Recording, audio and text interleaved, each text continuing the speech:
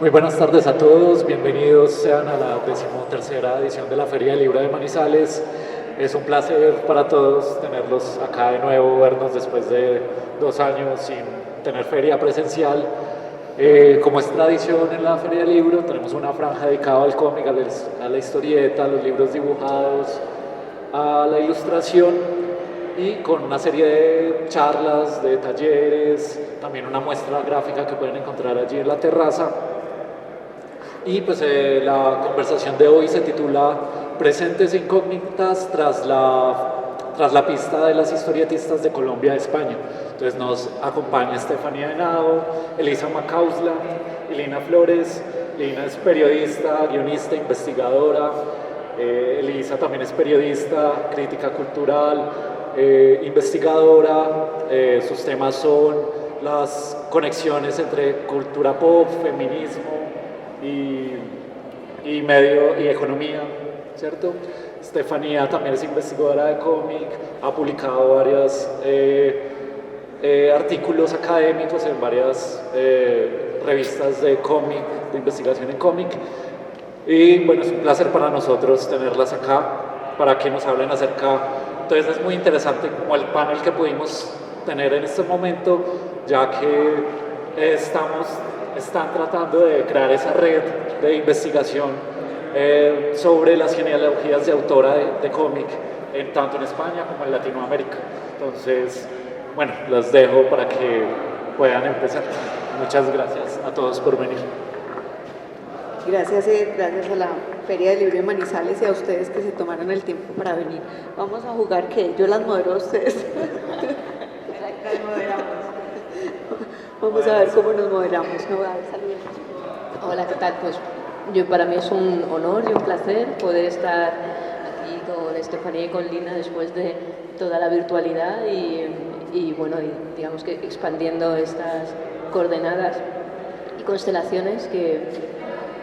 es un deseo, y yo creo que además que poco a poco y con el buen hacer feminista se va haciendo realidad. Sí, me sumo a los agradecimientos. Muchas gracias a todos por estar acá, a la Feria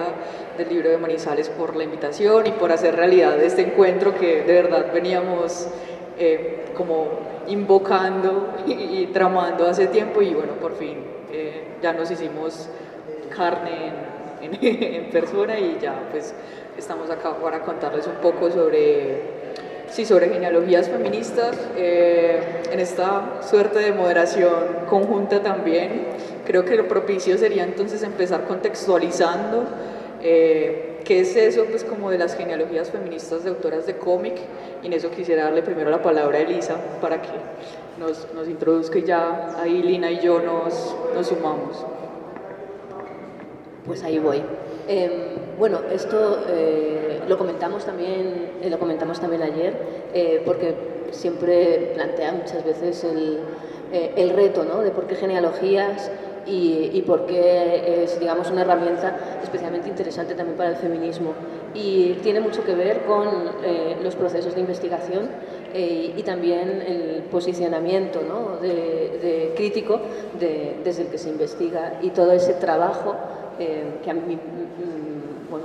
lo que ocurre siempre, preparando la charla, conversando y hablando, es maravilloso como son procesos muchas veces más, digamos, casuales de lo que puede parecer a priori, ¿no?, como con un método y llevándolo a cabo y demás. No. A nosotras, tanto en el planteamiento del colectivo de autoras de cómic, que ya vamos a cumplir el año que viene una década, y la idea de la exposición como artefacto desde el que poder plantear este tipo de trabajo y poder dialogar y sobre todo generar conexiones, digamos que es un poco la idea de cómo lo hemos trabajado desde el colectivo y en la exposición presentes autoras de TVO de ayer y hoy, que comisariamos Carla Berrocal y servidora, y que nos ha servido también para poder establecer esa idea, digamos, para que se hiciera un poco vírica, ¿no? Para esa contaminación feliz de la idea de la búsqueda de esas autoras, que además no tiene tanto que ver con la única búsqueda de autoras que se quedaron fuera del canon, como si no se hubiera contado con ellas a nivel histórico y demás, sino más en la línea Herstorian, ¿no? De la Herstory y de la recuperación, ya no solo de las autoras del pasado, sino también de problematizar los propios contextos e incluso también las investigaciones de su momento, y poder mirar desde otros ángulos, ir más allá de esos lugares comunes que también se establecen en la inercia investigadora. Y creo que además es muy bonito. Yo hablaba ayer de un concepto que a mí me encanta y me siento muy identificada, porque siempre me he sentido más, digamos, como fuera del agua en uno u otro ámbito, ya sea el periodístico, investigador, académico y demás, y es la idea del anfibio cultural, y es en ese concepto que nos permite respirar en todas partes, y sobre todo con el feminismo, la perspectiva crítica feminista, que para mí es indisociable, la crítica del feminismo como herramienta clave.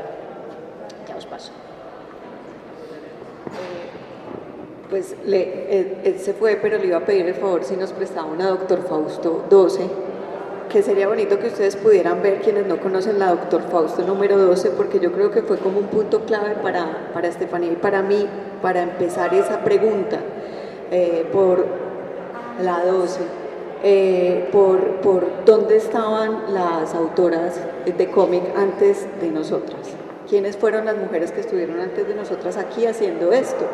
Porque, digamos, Colombia tiene ahora la fortuna de tener autoras tan reconocidas como Power Paola, que es colombo-ecuatoriana, Lorena Álvarez también, que ha sido ganadora de premios internacionales. Pero entonces seguíamos con esa pregunta, y antes de ellas, ¿quiénes estaban? ¿Quiénes podrían ser? La 12. ¿Quiénes podían ser esas mujeres creadoras? Y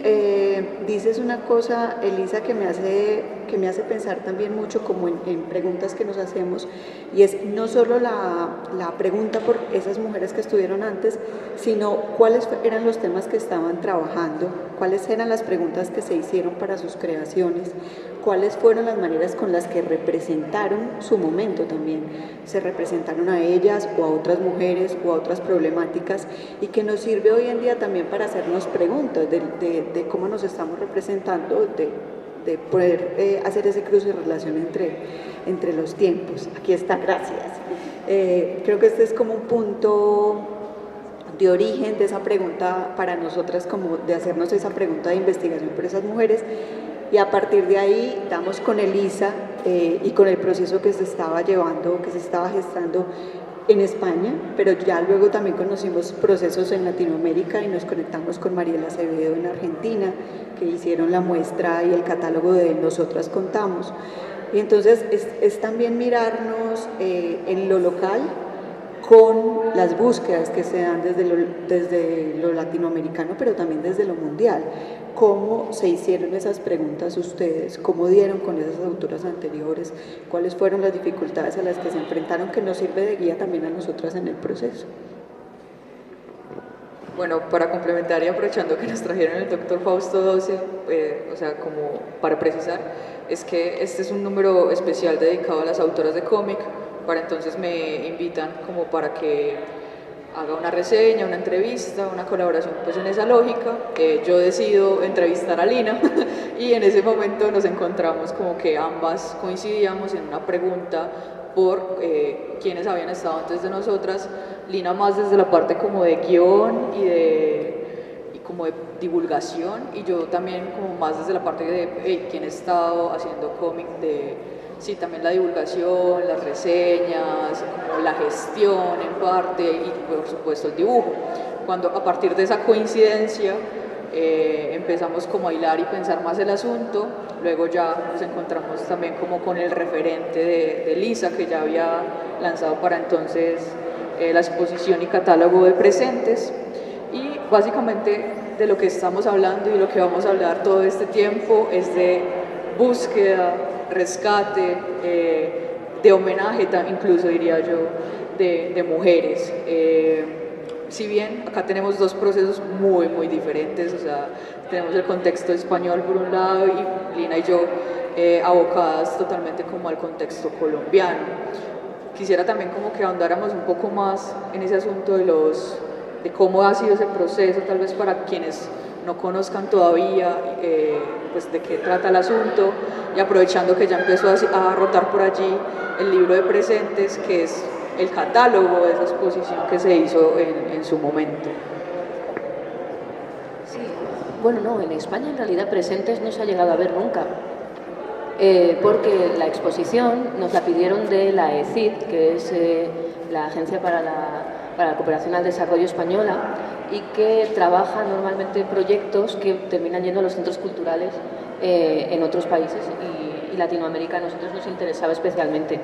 y crear ese diálogo y esa red. El colectivo de autoras de cómic pensábamos sobre todo en dos líneas claras: el reconocimiento, el conocimiento y reconocimiento de las compañeras del presente, porque aunque parezca mentira, hace una década parecía que no había autoras, y parecía, está utilizado el verbo con toda la intención, porque cuando buscas encuentras, y empezamos digamos, a enredarnos, ¿no? En el sentido de crear red, especialmente por aquella época gracias a Facebook y al calor, todo se ha dicho, de los movimientos sociales, especialmente del 15M en España, y que digamos, que desató toda una serie de dinámicas horizontales, colectivas y demás, que también, digamos, que hizo un clic ahí, ¿no? En la manera de pensar, de organizarnos y demás. Y a la vez planteamos toda la cuestión del rescate a través de nuestros premios honoríficos, siendo el primero de ellos Nuria Pompeya, una de nuestras autoras de la transición, feminista, humorista gráfica, periodista importante. Y además la ironía de que cuando le dimos el premio, ella falleció una enfermedad como el Alzheimer, ¿no? Que es irónica, ¿no? Teniendo en cuenta en lo que estábamos empezando a trabajar. Entonces, AICID nos pide al colectivo esta exposición, la comisariamos Carla y yo, y también partiendo de investigaciones previas, como de la compañera Marica Vila, para plantear, tener en cuenta que no hay autoras era muy normal. Entonces, al menos nosotros queríamos decir, bueno, en esta exposición y en este catálogo vais a tener al menos 52 desde la República hasta nuestros días. O sea, no hay, bueno, al menos aquí tenéis 52 y pasando gran parte del siglo XX y llegando al XXI. Y entonces el reto también estaba en crear ese panorama. Y sobre todo a mí me interesaba especialmente problematizar, no ser solamente, digamos, genealógicas, aunque en el catálogo veréis que van desde la más clásica a la más joven en 2016, ahora mismo ese catálogo y la propia exposición sería de otra manera, y sobre todo también, que por eso me ha gustado que Lina sacara justamente la leyenda de los diálogos entre las autoras presentes de la exposición, sobre todo porque lo que intentamos hacer fue 5 ejes temáticos y diálogos entre clásicas y modernas para poder, digamos, problematizar en cierta manera, una vez más, esos lugares comunes que existen en el mundo del cómic. Entre ellos, por ejemplo, pues que no hay autoras que estén trabajando los géneros no realistas, como la ciencia ficción o el terror, o, por ejemplo, también lo importante que era representar tanto las autoras que eran especialmente conocidas en el mainstream como en el apartado autoral, por poner 2 ejemplos de un poco la línea de lo que queríamos también problematizar. Es decir, no es esta cuestión de la excepción, vamos solamente a plantear el tema de las autoras y demás, sino cómo las autoras y cómo las mujeres en el mundo del cómic y por ende también en el mundo editorial, dónde han estado en cada momento y qué han supuesto también, porque en determinadas épocas, donde por ejemplo eran especialmente fructíferas en su trabajo, no eran reconocidas porque se dedicaban a géneros como el cómic para chicas, y algo que ahora mismo se está trabajando también en el ámbito de la investigación, y se sabe que se vendía muchísimo, pero muchísimo, y había muchas mujeres que incluso ni firmaban, o firmaban con seudónimos, ¿no? Pero bueno, no tanto por un tema de, como puede haber sido en otras épocas, en otros ámbitos, con el hecho de, bueno, de que también eran trabajos muchas veces alimenticios y demás, ¿no? Entonces, eso fue el principio, y desde luego a la hora de hacer el trabajo de investigación para la exposición, encontrarnos sobre todo con un tema tan sensible como tratar con las familias, con hijos, hijas que incluso ni valoraban, o bueno, hijos, hijas que valoraban más el trabajo de cómic de sus madres que las propias autoras, por ejemplo, ¿no? Eso pasa con determinadas generaciones. Para ellas era trabajo y ya está, incluso algo completamente olvidado, muchas de ellas que a lo mejor tenían una faceta actual más de ilustradora, por ejemplo, bueno, que toda su época de cómic a lo mejor en los 80 pues les había sido una fase, ¿no? Y ahora pues su perfil era más de ilustradora. Pero vamos, estos son así ejemplos de todo lo que te vas encontrando en el proceso. Familia que no quiere oír hablar del tema y que por lo tanto tampoco te cede los derechos. Entonces hay algunas autoras que están en el artículo genealógico, pero no están en el catálogo ni en la exposición porque no nos dieron permiso. Yo creo que para hablar como el caso Colombia, pues o como uno de los puntos de partida que tuvimos nosotros fue empezar a tirar de los hilos que se van quedando como por ahí. Y esos hilos puede ser un nombre que en algún momento aparece en un artículo de alguna mujer que estuvo en un fanzine, de alguna mujer que estuvo vinculada a una publicación. Entonces el proceso empezó por ahí. ¿Cuáles son esas pistas, esas migajas de pan que van dejando las autoras en sus procesos de creación? Y empezamos a juntar esos datos que empezaban a aparecer. Y digamos que al momento,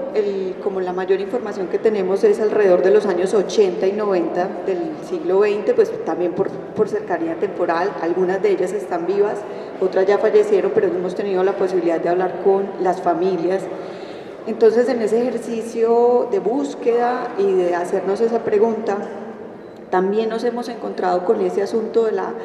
el no reconocimiento del trabajo propio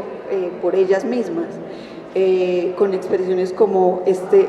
ustedes porque están mirando esto no es importante, pero esto era cómic, caricatura, tiras cómicas, esto ¿qué valor tiene? Ni siquiera para las artes o como en una mirada cultural no hay la valoración sobre la importancia de ese trabajo o lo que pueda leerse también de la cultura alrededor de esas creaciones. Y lo otro es como a partir de ellas empezar a tratar de tirar más atrás en el tiempo, porque vuelve la pregunta, bueno, entonces estaban las mujeres en los años 80 y 90, pero antes no había mujeres creando cómic en Colombia. Uno cree, no, o si el cómic en Colombia no, esto es de nicho, es al margen, aquí. ¿Quiénes se han dedicado a eso? 3 pelagatos. Bueno, si había 3 pelagatos, una era una mujer. Entonces sí hay autoras. Y uno de los puntos claves en el proceso ha sido el ejercicio paralelo entre la búsqueda y la divulgación, porque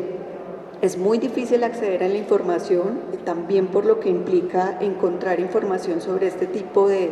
contenido. En Colombia no existía una conservación de este tipo de documentos, no hay originales, no hay archivos como especializados en cómic, entonces rastrear el material es muy difícil e implica, digamos, como un gran despliegue en desplazamiento o en tiempo. Muchos de los archivos están en Bogotá, entonces a la par había que hacer divulgación porque es tratando de correr el voz a voz como podemos llegar a otras autoras. Y de hecho así hemos localizado la que hasta el momento creemos es la pionera del cómic en Colombia. Son palabras mayores, no sabemos si hay alguna detrás, puede que sí, pero hasta ahora es como la creadora más antigua que hemos localizado, gracias a que alguien estaba haciendo una búsqueda cruzada y nos mandó esa historieta. Santiago Suescún de FICO Bogotá y nos manda la viñeta de una tira cómica que salía publicada en El Tiempo que se llamaba Periquita,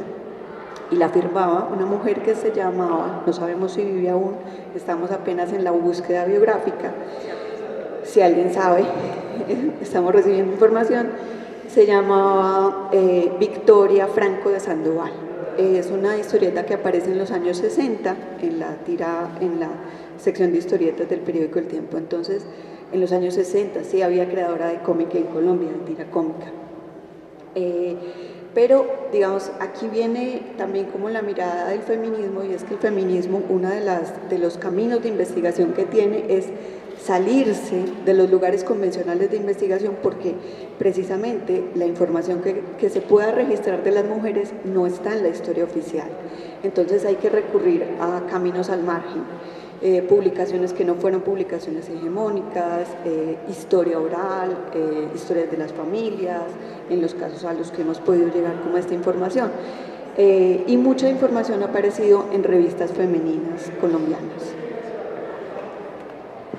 De hecho, esa siempre ha sido como una de las intuiciones de Lina, como en Colombia tal vez no se dieron publicaciones especializadas de cómic de mujeres, pero sí se dieron publicaciones literarias lideradas por mujeres o con un equipo constituido enteramente por mujeres. Entonces, pues como que esta fue una de las grandes pistas que empezamos a rastrear, y en esa búsqueda precisamente nos hemos encontrado gratas sorpresas y cada vez es como más... Lina decía ahora que era como ir tras las migas del pan, y es efectivamente como ir tras las migas del pan y literalmente encontrar como toda como encontrar un ponqué y efectivamente decir sí, acá están y acá hay más y acá hay un montón. Y bueno, aprovechando también y en este ejercicio ahí de moderación también, quisiera como traer a colación un tema también que es como la creación paralela a la investigación. O sea, siento que estamos investigando algo que es netamente del campo creativo, estamos preguntándonos por las creativas que estuvieron antes que nosotras, por las autoras que estuvieron antes que nosotras, por las gestoras, editoras, pero también ese trabajo de divulgación que se ve materializado en el caso de una exposición, de un catálogo, de otras alianzas, y en el caso de Lina y yo con Incógnitas, que se ve materializado también como a través de otras propuestas como de puntuales ligadas a la construcción de perfiles de cada una de las autoras, al rescate de viñetas de cada una de las autoras. Creo que es muy pertinente de pronto hablar también como de esa doble beta entre la investigación y la creación, porque lo hablábamos ahora en el almuerzo, como que es imposible desligar la investigación de lo creativo por el área en la que nos encontramos. Entonces quisiera tal vez que habláramos un poco más sobre eso. Para mí eso es una de las digamos, de las imágenes, de las ideas más potentes y más importantes, el hecho de que también las críticas, investigadoras, periodistas somos autoras. Y es algo, por ejemplo, que en España, ahora que estamos con el Estatuto del Artista, las periodistas lo tenemos muy claro, pero no sé por qué los críticos y divulgadores de cómic lo tienen más nebuloso. Entonces, es algo que yo insisto, cuando me dicen, bueno, yo soy autora y escribo sobre cómic. También he hecho algunas otras cosas en cómic, pero vamos, yo de ahí no me considero, digamos, profesional, pero digamos que de la investigación y de la escritura y de la crítica, pues sí, ¿no? Entonces, a fin de cuentas, firmamos los artículos. Quiero decir que ahí está también el tema. Y luego el hecho también de por qué a mí me gusta el tema expositivo, y bueno, el espacio que vosotras habéis creado es interesantísimo justamente por eso mismo, para que sabemos que todo es de doble vía, y sobre todo que hay un nivel de creación de red importantísimo, y a mí por eso me interesaba tanto la idea de la exposición rotando como artefacto, digamos, más relacional que incluso como exposición en sí, teniendo en cuenta además que nuestra exposición era digamos, precaria, estaba pensada para que viajara mucho, no era una exposición de originales, ¿no? Sino una exposición más discursiva. Y ahí, de ahí, claro, surge, cuando estuvo en Córdoba, Argentina, conozco a Mariela en Buenos Aires, y luego además se vino a Córdoba con la exposición, y surgió la idea de esto estaría muy bien poder hacerlo con las argentinas, y además porque ya estaba en un proceso de investigación muy interesante, bueno, pues esto es lo potente, ¿no? Y también con las compañeras chilenas que también están trabajando, y de ahí surge, curiosamente, con un excedente también de estos dineros que hay que cerrar el año, y dicen, bueno, ¿qué te parece? Me propuso Mariela, ¿qué te parece si hacemos una propuesta de diálogo entre España y Argentina, con autoras y rescatando material autogestionado o historias cortas o demás de 10 autoras de cada uno de los países? Y dije, bueno, esto es muy interesante, pero también estaría muy bien si podemos abrirlo a otros proyectos que se puedan dar en Latinoamérica. Entonces hubo un llamamiento desde la ICID para los distintos centros culturales, y se sumó Costa Rica y Colombia, que lo hablamos, no entró por los pelos, y de ahí surge Coordenadas Gráficas, que también, por eso, a mí todos estos proyectos me gusta verlos siempre como un work in progress, como un trabajo continuo, porque no es un trabajo definitivo y demás. La verdad es que siempre digo que Presentes a día de hoy sería otra cosa completamente distinta, porque del 2016 a ahora el panorama se ha transformado completamente, y desde luego tendríamos que incluir todas las alianzas que hemos ido creando con este artefacto, del que yo lo diré siempre, estoy muy, muy contenta, porque he podido conocer a gente como vosotras, sin duda, y el poder estar aquí en gran medida tiene que ver con ello. Entonces, Coordenadas Gráficas, la idea es además que se vayan uniendo más países, entre ellos sería Colombia, y que Incógnitas sea también un aparato expositivo y catálogo aquí. Esa pregunta por el presente a Estefanía y a mí nos ronda mucho todavía cómo abordarla, pues apenas es, como lo dice muy bien Elisa, esto es un trabajo en proceso, porque hace poco hacíamos como un rastreo de quiénes son las autoras que están creando en este momento en Colombia, y se nos iba más de 100 el número de autoras actualmente en Colombia. Entonces la pregunta era cómo enlazábamos esos puntos de, por ejemplo, 14 autoras que hemos rastreado en los 80 y en los 90 a cosas que están pasando hoy, ¿cierto? Cómo uno puede empezar a crear esas líneas de ida y vuelta, porque el tiempo no es en un solo sentido. Esto es muy extraño, porque nos podemos ver reflejadas en cosas y hay cosas que pasan ahora que uno dice, esto parece una historia de los años 70, pues esto es muy extraño. Esos cruces temporales. Entonces, el presente, digamos, en lo que pasa hoy en día con las autoras colombianas es una pregunta que está en formulación, y también porque nos vienen, y me gustaría que habláramos de esto, nos vienen también, a veces aparece ese comentario por ahí, en qué necesidad hay de volver a las autoras cuando hoy tenemos más de 100 creadoras, o sea, ¿por qué hay que ¿a son de qué vamos a ir a volver a mirar el pasado? Que es como ese bicho que aparece por ahí entre cada tanto cuestionando o poniendo también como en duda la necesidad de hacer este tipo de búsquedas o de procesos, que también son procesos desgastantes, porque son procesos que se hacen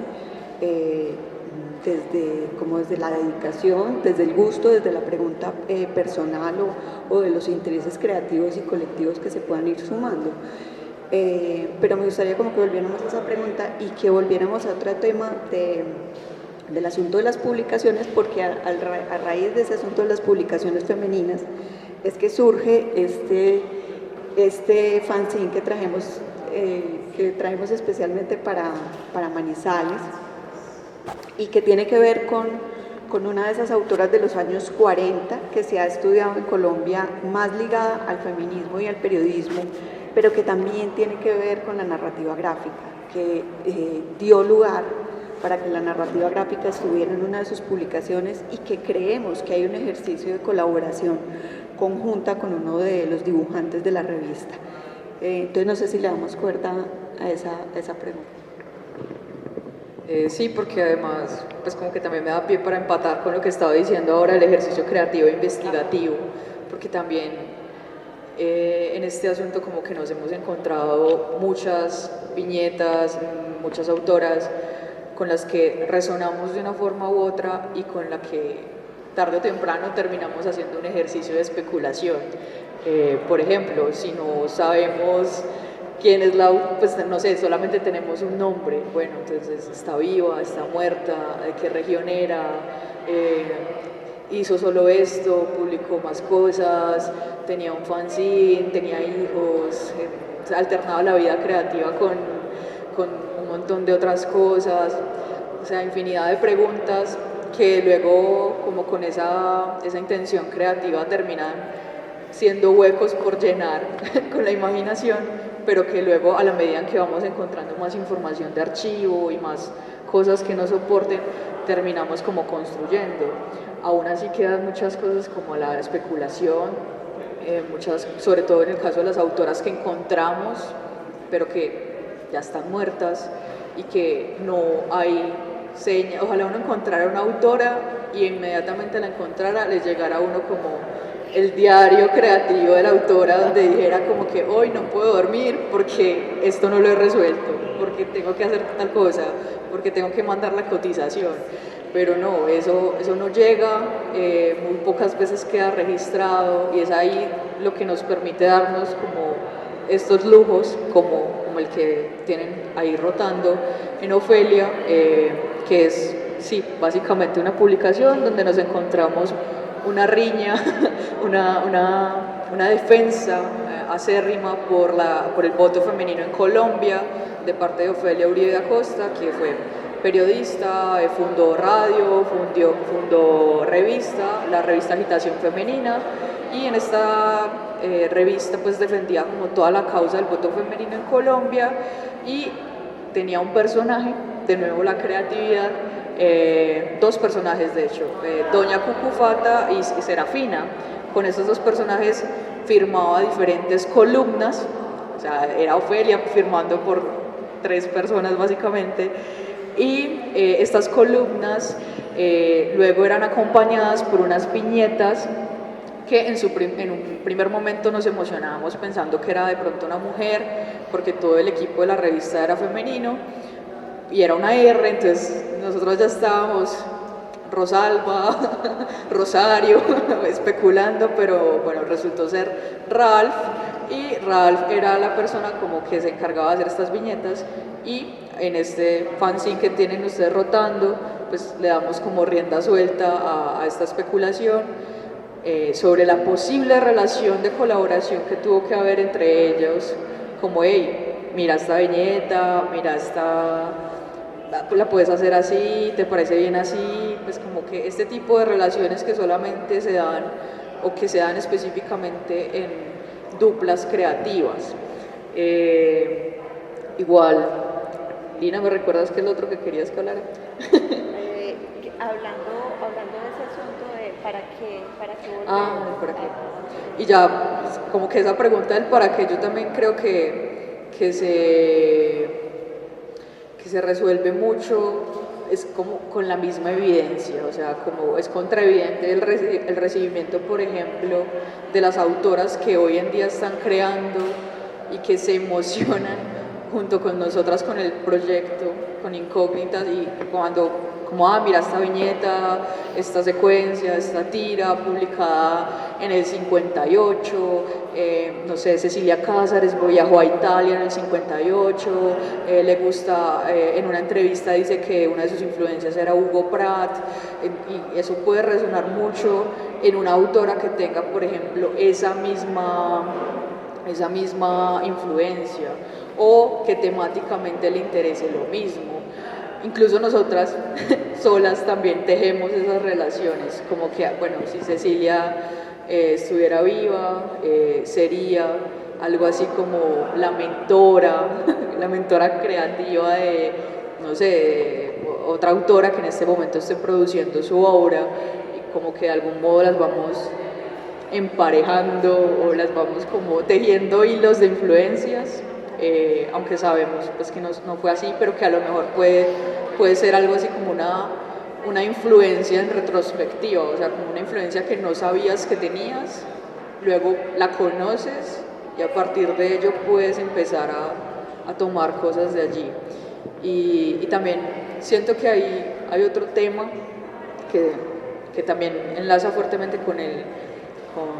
feminismo y sobre todo como con el método de investigación feminista, y es precisamente que permite criticar lo que ya está establecido, o sea, como el relato que es hegemónico permite señalar los huecos y decir, es que usted no era el único que estaba en los 90, es que usted no era el único que estaba haciendo esto, porque irónicamente y tristemente también, como que aunque muchas de estas mujeres estuvieron trabajando de colegas con autores, pues ese crédito se ha ido perdiendo, entonces también como hacer la crítica a los relatos hegemónicos que se han construido a partir de ello. Ya te paso el micrófono para el parque. Nosotras este año dimos, por la pandemia, digamos que se nos acumularon unos cuantos premios honoríficos, pero bueno, uno de ellos fue a Ángeles Felices,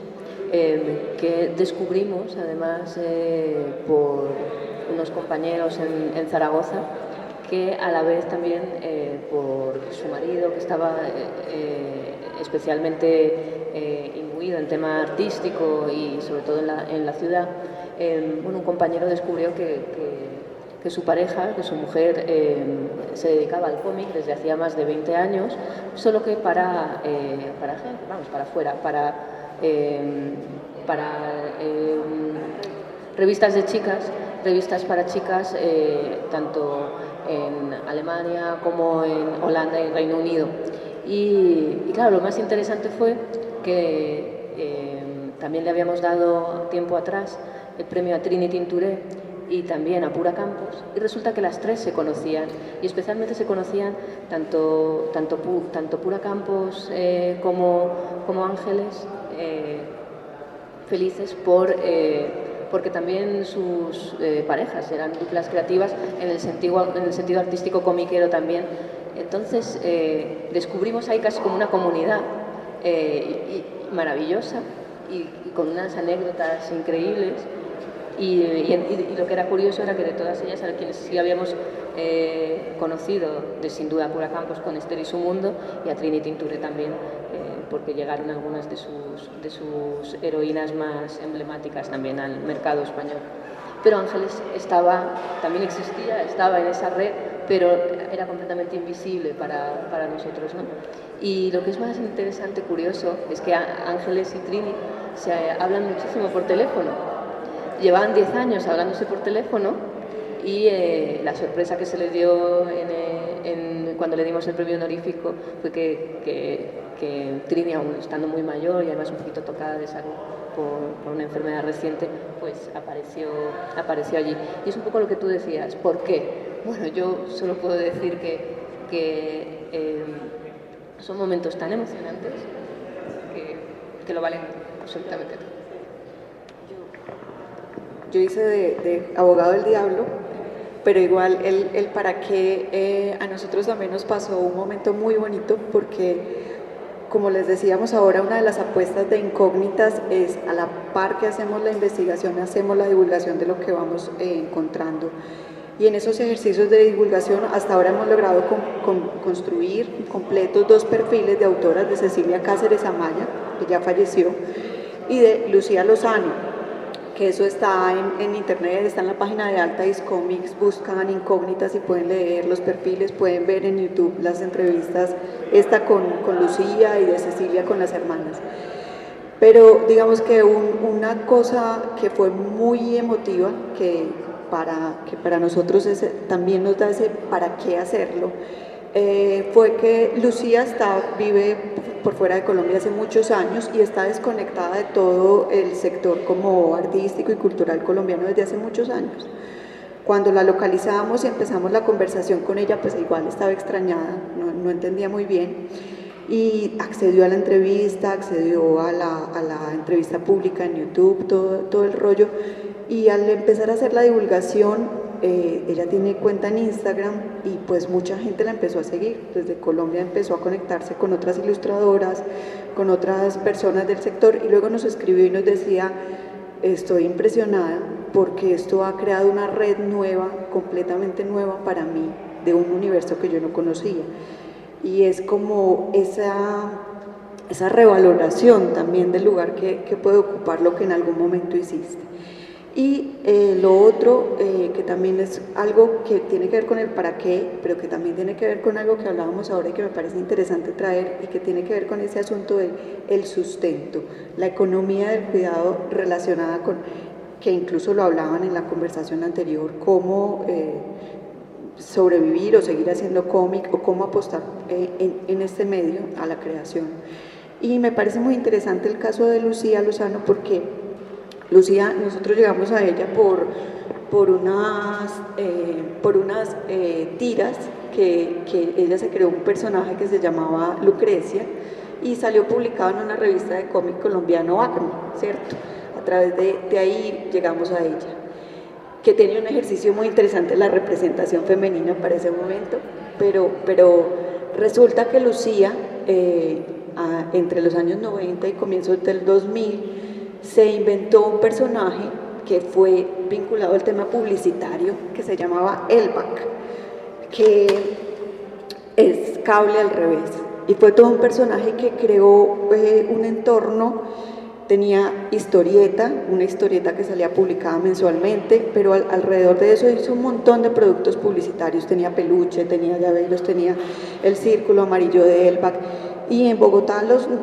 muchos niños y niñas recuerdan con cariño a Elbac. Entonces hay un asunto ahí vinculado a la publicidad,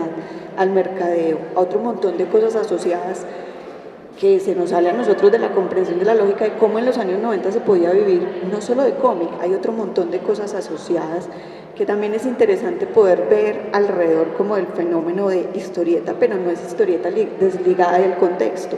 Hay una empresa, obviamente, que estaba pagando también por ese trabajo, y eso no está mal. O sea, como eso también es un caso que vale mucho la pena poder como entender en ese contexto cultural que se estaba dando. Ahora estamos tras la pista de un original de esa revista, que es obviamente una empresa loca, porque ¿quién guardaba una revista de cable, de TV cable, de los años 90? Para poder encontrar un original de esa historieta que salía mes a mes, y la hizo durante muchos años. Si os lanzo también una pregunta, también lo hemos hablado hoy en el almuerzo, que es la cuestión de la recuperación de materiales, porque es una de las cuestiones que a nosotras digamos que nos preocupan y nos ocupan,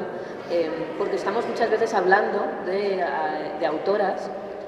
y solo hablamos desde el contexto histórico, biográfico y bueno, y las intersecciones varias y demás, pero dices, bueno, pero ¿y el material? ¿Dónde está? ¿Cómo lo recuperamos? ¿Cómo lo reeditamos también? ¿No? Que eso es una de las, digamos, apuestas sin duda que nos encantaría vía patrimonio o vía incluso también en la nostalgia. En el caso de Pura Campos, por ejemplo, el revival en este siglo tuvo mucho que ver con que su personaje, Esther y su mundo, era un cómic que pasó de madres a hijas, y la nostalgia hizo mucho por también ese revivir una segunda era dorada en la que Pura, ya con bastante edad, seguía además dibujando las aventuras de Esther, ¿no? Ya en este siglo. Entonces ahí hay un reto muy grande, ¿no? Cómo recuperar y qué estrategias plantear y establecer para poder mostrar el trabajo de todas esas mujeres. Sí, sin duda, ese es uno como de los grandes retos. Pues lo decía Lina ahora, como quien guarda una revista de cable, pero para todo termina viendo gente, porque, o sea, de verdad, Elbac, por ejemplo, como como les decía ahora, es un personaje que tuvo de todo, o sea, tuvo pocillos, cachuchas, lo que ustedes quieran del pack, existió, rey del merchandise. Eventualmente, o sea, después de conocer a Elbak, buscamos en Twitter y en Instagram y uno encuentra publicaciones de la gente que ha guardado pocillos, cachuchas o personajes de Elbak. Entonces por eso también es que nosotros decimos, de pronto alguien sí guardó una revista, pero no hemos dado con ese alguien o los coleccionó. Y curiosamente ese post de Elbak lo hizo una cuenta de Instagram que se llama Arqueología de Marca, que es como arqueología de cosas de Colombia, y pues a veces publican así cómics, publican personajes, o sea, por ejemplo el puñito de, ¿cómo se llamaba esto? 005, el amarillito, el Orbitel, todo ese tipo de cosas las publican. Y pasó algo lindo con Lucía, por ejemplo, y es que pudimos, o sea, tenemos fotos del merchandise, es gracias a eso, o sea, gracias a que unas personas guardaron ese material y luego lo hicieron llegar a la Arqueología de Marca, y nosotros luego hicimos lo propio, y en los comentarios pues se pudo reconocer el trabajo de Lucía, ella pudo decir como, ay, eso lo hice yo, y la página le contestó como que, bueno, entonces ya te damos los créditos. Y también como que eso también es una cosa de red de voz a voz migrado al internet, pero que funciona muy bien. Y ya por la parte de los archivos nosotros hemos hecho de todo, o sea, hemos descubierto que hay coleccionistas de cómic en Colombia que coleccionan las publicaciones de los 80s y de los 90s, o sea, coleccionan todo Memín Pingüín, coleccionan todo Calimán, y en esos lotes, porque compran es por lotes, se vienen otras revistas.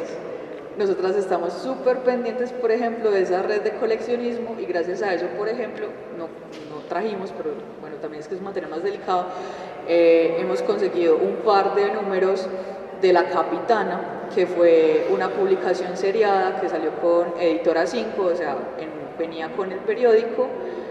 y la guionista fue Liliana Cadavid, que fue una mujer, y ella fue la fundadora de la empresa creativa que produjo ese cómic, y ese cómic tuvo una circulación internacional, o sea, era un tiraje enorme, circulaba como en 5 países de Latinoamérica, y adicional era un número semanal, y llegaron casi a 300 números, o sea, un nivel de producción que hoy en día no tenemos, que se dio en su momento y que ha estado escapado. Y bueno, si me lo permiten decir, también la piratería, porque conseguimos 2 de La Capitana gracias al coleccionismo, pero también hay gente que piratea todo el material de Editora 5 y en esas hemos encontrado unos números de La Capitana. Entonces es gracias a esto que sabemos cómo era la línea, tenemos la hoja de créditos que aparece la empresa, pero como ya tenemos una entrevista, entonces sabemos que esa empresa era de ella y que ella era la guionista, o sea, un montón hay que cruzar muchas líneas para armar un dato, pero hemos acudido a todo, o sea, de verdad. También en el caso de las autoras que tienen otra vertiente creativa, por ejemplo la misma Liliana era poeta, una poeta, a mi modo de ver, impresionante y comparable, por ejemplo, con Cristina Peri Rossi,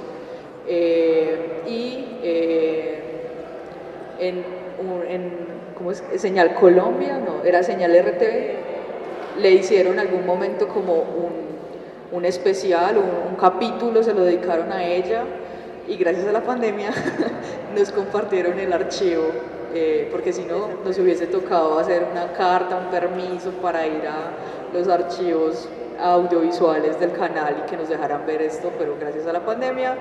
nos lo dejaron visualizar y le pusimos rostro a Liliana, aparecen pues entrevistados parte de su equipo, es una cosa pues increíble, de mucha recursividad, o sea, recuperar materiales, coleccionistas, más o menos por dónde, o sea, como que de verdad cualquier hilito del cual podamos jalar lo vamos a jalar y puede que no nos lleve a ninguna parte, pero puede que nos lleve a algo muy valioso, y en esas pues hemos como estado, incluso también pidiendo muchos favores, hablando con organizaciones que publicaron con las personas, con las autoras involucradas, enviando correos que no son respondidos, otros correos que sí, mandando muchos mensajes de Facebook a todas las mujeres que se llamen como se llama la autora que estamos buscando. Todo debemos confesarlo, o sea, todo es como recursividad. Y eventualmente pues logramos recuperar material. La última vez hacíamos más o menos un compendio de qué tanto material de archivo teníamos y nos sorprendíamos. Decíamos como no creeríamos, pero sí hemos recuperado entre archivos digitales, entre lo que conseguimos físico, y así ya tenemos como al menos 10, no, pues yo creo que más cosas que se pueden ir recuperando, pero bueno. No sé si Lina me quiere complementar o ya Elisa quiere hablar un poco también como esta búsqueda de material. Claro, vosotras estáis más en un sentido casi arqueológico en el planteamiento de investigación. Yo diría incluso, claro, porque aquí ya estáis casi como rescatando, es que ni siquiera es rescate, es más, es arqueología pura y dura. Pero yo pensaba también sobre todo en materiales, en materiales históricos, a la hora incluso de hacer antologías recuperando esos materiales, esos cómics, esos tebeos, incluso bueno, todo lo que tiene que ver también con la intersección de prensa y humor gráfico y opinión gráfica. Ahí hay también un auténtico mundo, y no sé hasta qué punto también pues pedir o cesión yo creo que en el sentido incluso patrimonial habría una coartada lo suficientemente potente también y de revertir historia en el patrimonio nacional, también como argumento potente, no sé cómo lo veis. Sí, el asunto que hablábamos en algún momento en el tema de los originales es que, digamos, algunas de estas mujeres lograron publicar en prensa, revistas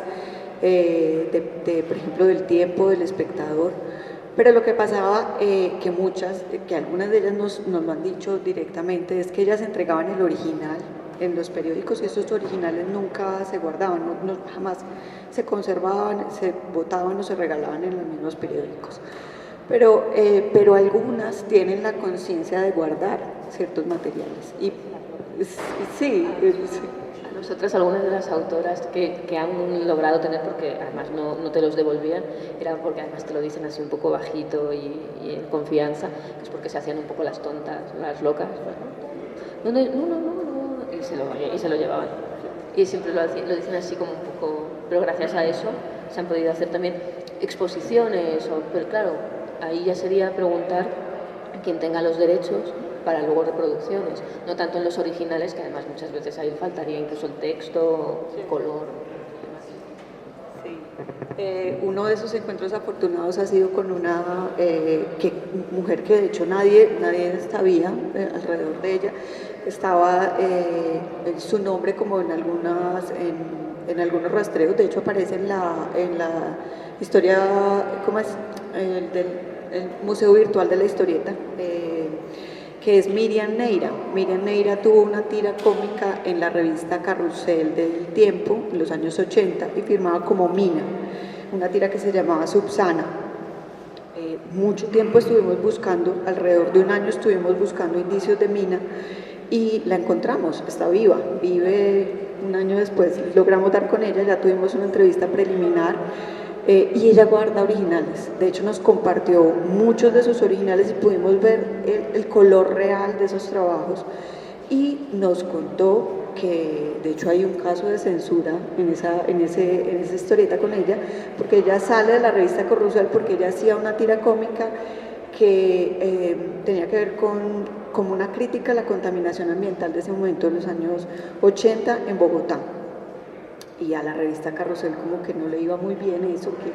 que tiene que estar haciendo crítica usted aquí en esta revista femenina,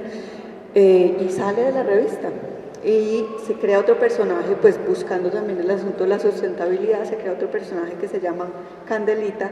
que se publica en otra revista. De ese no teníamos ni idea y fue gracias a ella que descubrimos todo ese otro trabajo complementario. Yo creo que es un reto pensar en la consecución de material, en la búsqueda de archivos, y por eso también hacemos estos ejercicios de divulgación, porque la invitación es, si ustedes conocen otras autoras, por favor, compartan información, divúlguenos, ayúdenos también como a hacer esa red de contactos para poder que ese dato de esas autoras crezca, que esa información no sea anecdótica, sino que sea real y disponible para consulta de la mayoría del público. Vi por ahí un letrerito, decía 5 minutos, no sé si queremos entonces mejor aprovechar, no sé, alguna duda, pregunta que quieran hacernos como ya para ir cerrando, dado el letrerito. Pues que nos cuente dónde podemos encontrar más información de todo lo que nos han contado, porque nos están mostrando del país y eso, para saber a dónde podemos ir. Yo creo que aprovechemos y también hablemos un poquito de lo que se está haciendo, tramando, ya entre colegas internacional, de Chile, Argentina, pues de lo que se viene como tejiendo ahí. Bueno, de lo que se ha ido creando en el último lustro,